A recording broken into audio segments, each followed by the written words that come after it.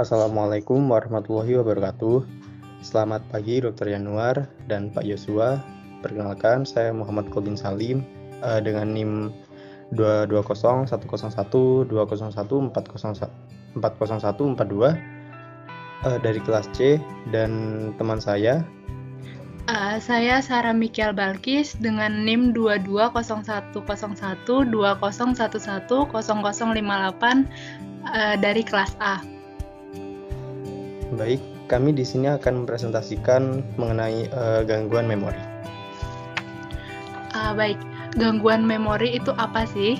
Jadi gangguan memori itu kondisi ketika otak memiliki kesulitan untuk menyimpan, mengendalikan, dan mengingat kembali memori yang dapat disebabkan oleh gangguan fisik maupun psikologis.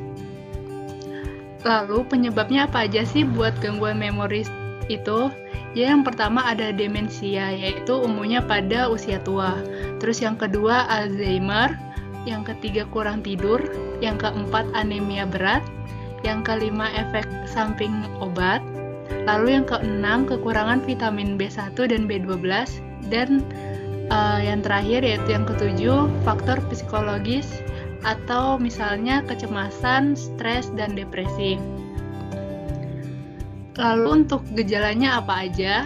Nah, gejala dari gangguan memori ini, yang pertama itu kesulitan mengatasi tugas sehari-hari, terus mudah linglung, kesulitan mengingat kata, melupakan orang, fakta, atau kejadian yang sebelumnya sudah diketahui dengan baik, lalu mudah tersesat atau lupa menaruh barang, konfabulasi atau memori ciptaan dan memori asli teringat secara berurutan.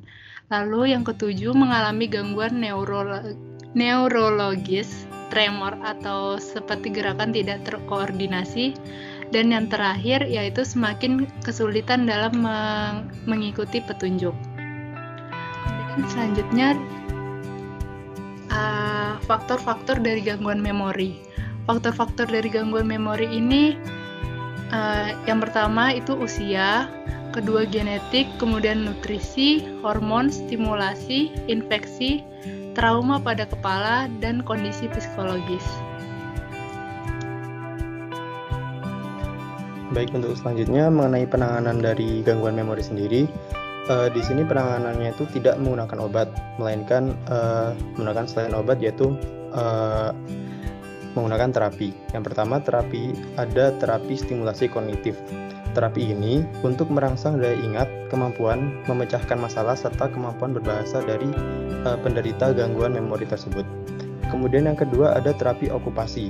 Terapi ini mengajarkan penderita gangguan memori mengenai cara melakukan aktivitas sehari-hari dengan aman sesuai dengan kondisinya yang telah dilakukan sebelumnya sebelum kondisi gangguan memori. Lalu yang ketiga ada terapi ingatan. Terapi ini untuk membantu penderita mengingat riwayat hidupnya terdahulu. Lalu yang terakhir ada rehabilitasi kognitif. Terapi ini untuk melatih bagian otak yang tidak berfungsi menggunakan bagian otak yang masih sehat. Lalu kapan harus ke dokter? Yang pertama, apabila mengalami kehilangan atau perubahan ingatan yang mengganggu kehidupan sehari-hari. Yang kedua, merasa kesulitan untuk melakukan aktivitas secara independen akibat kehilangan atau perubahan ingatan. Yang terakhir, ketika merasa kehilangan atau mengalami perubahan ingatan yang berdampak pada kehidupan sosial.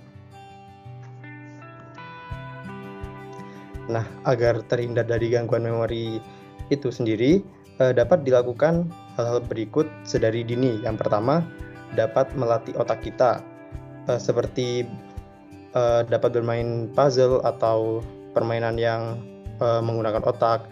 Lalu yang kedua, mengatur pola tidur. Yang ketiga adalah beraktivitas fisik. Yang keempat, mengatur pola makan. Lalu yang terakhir adalah aktif bersosialisasi. Baik, mungkin hanya itu yang dapat kami sampaikan. Kurang lebihnya mohon maaf. Terima kasih. Wassalamualaikum warahmatullahi wabarakatuh.